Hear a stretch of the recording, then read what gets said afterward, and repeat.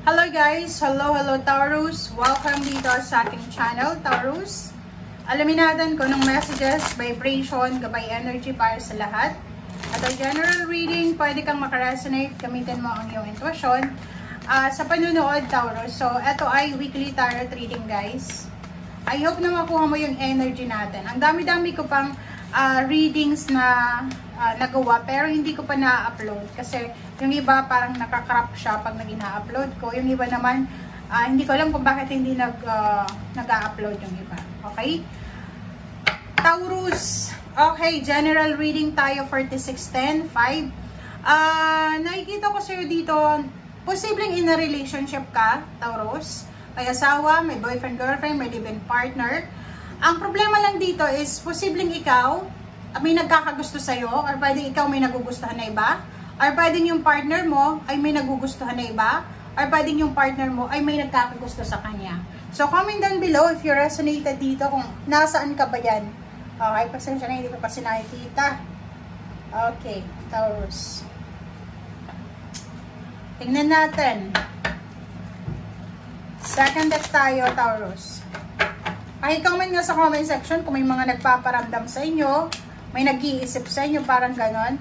Or pwedeng nakikita ko na in a relationship ka, nasa malayo kang lugar, and yung karelasyon mo masyadong nag-iisip, masyadong selosa. Solitude. Okay. So, sa mga Taurus naman na gustong mag-asawa na, yung mga Taurus naman na masyadong, anong tawag dyan? Masyado kayong nag-iisip ng negative tungkol sa inyong karelasyon. Sinasabi sir dito na huwag kayong masyadong silosa, lalo kung international yung isa dito, parang OFW or malayo sa bawat isa, kasi kawawa kayong dalawa. Kayo lang yung magsasuffer na diba? Tamang hinala.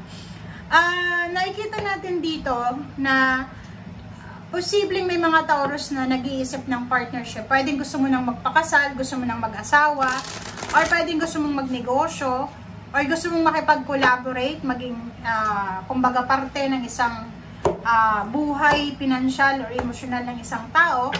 Nakikita ko sir dito na huwag ka munang gagawa ng desisyon ngayong linggo. Pag-isipan mong mabuti, dahil baka magkamali ka, pagsisihan mo sa bandang huli. Okay? For a Pentacles, so nakikita ko sa'yo dito na simula sa linggong ito, magkakaroon ka, Taurus, ng parang mindset, new mindset siya. So, pwedeng magkakaroon ka ng bagong ideas, mindset na, ay, kailangan ko mag-ipon, ay, kailangan ko magsimulang mag-save ng kahit konting pera, ay, kailangan ko ng ganito, ganyan. So, kung may trabaho ka, nakikita ko na simula sa linggong ito, lahat ng kikitain mo, iipunin mo talaga. Wow! Nakikita ko sa'yo dito, Taurus, na isang family celebration, isang emotional fulfillment, or isang celebration, isang rason para mag-celebrate ka with your family, with your loved ones, especially with your mother or father, with siblings. Nakikita ko sa'yo dito isang okasyon, ang posibleng paghahandaan mo. So, pwedeng graduation ng kapamilya, birthday celebration, fiesta, binyag, kasalan. So, nakikita ko sa'yo dito na isang okasyon, ang posibleng rason kung bakit ka mag-iipon ng pera. So, kinakailangan mong mag-ipon ng pera ngayong March, April, para sa May, or parang mag-iipon ka ng pera for 3 months, for June, or kung ano pa man. Okay. Comment down below, Taurus. So, nakikita ko sa'yo dito, possible lang, pero hindi yan sa lahat. May mga Taurus dito na posibleng makatanggap kayo ng balita. Yung balitang ito is hindi masyadong maganda.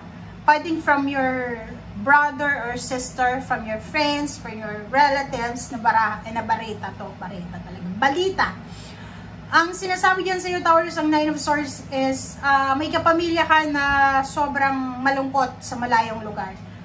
Pwedeng kadugo mo, pwedeng kaibigan, pwedeng nasa ibang bansa siya, or pwedeng nasa Pilipinas lang, pero nagsasuffer siya emotionally. Hindi siya makatulog sa gabi. So, nakikita ko na iniisip ka niya, pwedeng gusto niyang humingi ng tulong sa'yo, pero hindi niya magawa.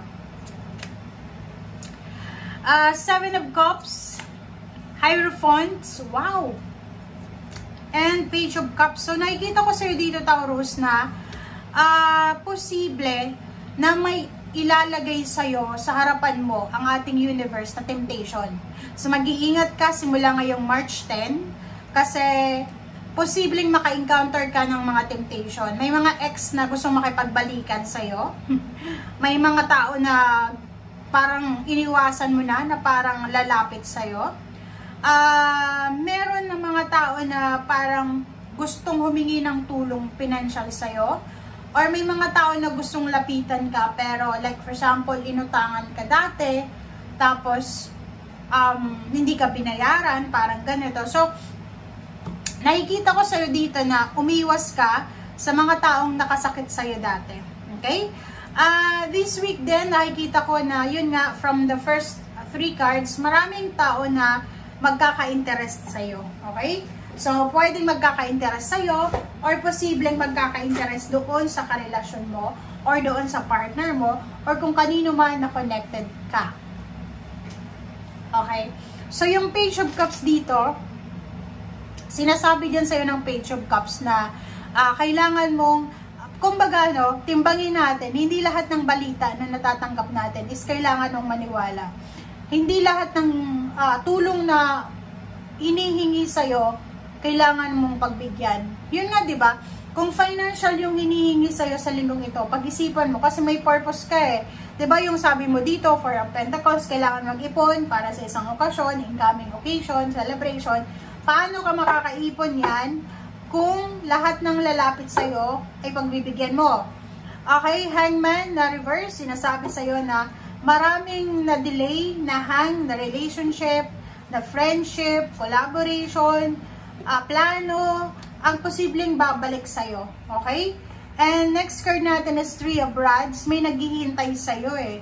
Diba? Emotional to. So, nakikita ko sa'yo, yung ex mo, may isa ka. Lalo kung lalaki kang Taurus, mag-iingat ka ha. Kasi, isa sa mga naging ex mo, ay posibleng obsessed pa sa'yo. Hindi ka niya makalimutan. It's either may asawa ka na, may asawa din siya, pero ikaw pa rin yung laman ng isip at puso niya. Yung parang obsession yung nararamdaman niya. Kahit like kinasal na siya, kinasal ka na, or alam mo yun, medyo nagkaedad na kayo, pero still ikaw pa rin yung mahal niya. Na hindi ka aware na every day, every night, ikaw yung iniisip niya. So, parang minsan, di ba, pag may ibang mga Taurus na nagigising ka na lang sa madaling araw kasi iniisip ka niya. Parang ganun. So, yun guys ang nakikita natin. Maraming salamat. Bye!